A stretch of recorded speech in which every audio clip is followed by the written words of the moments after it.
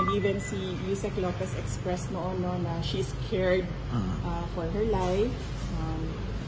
So it will be a relief for the employees of the Office of the Vice President. And well, so far, dahan-dahan naman na bumabalik yung mga tao sa trabaho, except for Yusek Lopez, kasi meron siyang parang 3 weeks na sinabi ng doktor na kailangan niya, meron ata siyang PTSD, parang post-traumatic stress na disorder. So, hanggang ngayon, hindi siya makakabalik ng trabaho. But even then, nag-file na siya ng indefinite leave sa Office of the Vice President. But I'm sure it will be a relief to them because every week sila noon nag-express sa akin na bakit ganito yung buhay namin, bakit ganito yung ginagawa sa amin, bakit ganito yung pakiramdam namin para kaming mga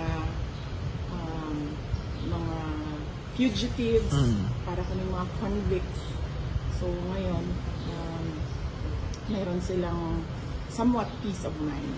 Ma'am, si Ma'am Gina Acosta, kamusta na po? Makakabalik na po ba siya sa trabaho? Si Ma'am Gina Acosta, nakatira siya sa kanyang kaibigan. Ayaw niyang umuwi sa kanyang inuupahan na condominium unit kasi meron din siya pang takot na baka bigla siyang hablutin o hilain sa gabi, mga ganun na mga fears. But nakita na kami sa office, and then sabi niya kung pwede daw na dahan-dahan siyang bumalik kasi gusto niya daw makita ng mga kasamahan niya sa Office of the Vice President na okay lang siya. Okay. Ma'am, may 2 impeachment cases na ipinasa sa Congress, ma'am, against you po. What's your comment, ma'am? Yes. Well, I welcome that finally na-file na yung impeachment case na sinasabi nilang i-file nila since last year pa. So, okay din yung impeachment case dahil ako lang yung ang tinitira doon. Ako lang ang iniimbestigahan nun. Ako lang ang inaatake ng impeachment case. Hindi nakasali yung mga kasamahan ko sa Office of the Vice President and yung mga dati kong kasama sa Department of Education. So, at least kung meron tayong impeachment case,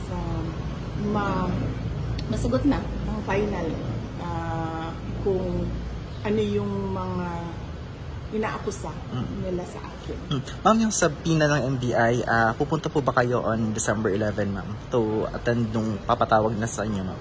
Pagkakaintindi ko sa explanation ng mga abogado ko sa investigation ng NBI, ay pwede namang hindi pumunta. Yun ang explanation nila dahil pwede naman mag-submit na lang daw ng sulat or affidavit, depende sa aking decision or position paper. So, hindi din ako makapunta kasi, well, unang-una na yan, tapos pangalawa, meron kaming Thanksgiving na mga activities sa December 11. And pangatlo, after ng Thanksgiving activities namin, ay pauwi din ako dito sa Davao City para maglibing ng uncle.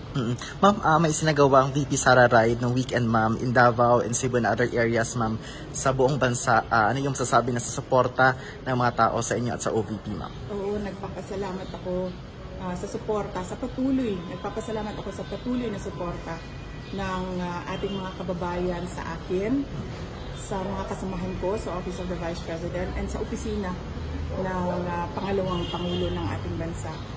Malaki yung nagpapalakas ng loob namin at malaki yung tulong ng suporta nila sa nararamdaman namin na pagmamahal mula sa ating mga kababayan.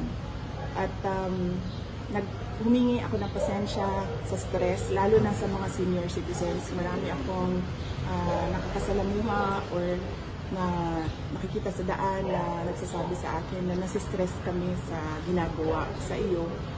Humihingi ako ng pasensya sa kanila na hindi ko rin naman gusto na umabot ng ganito, pero meron talagang panahon sa buhay ng isang politiko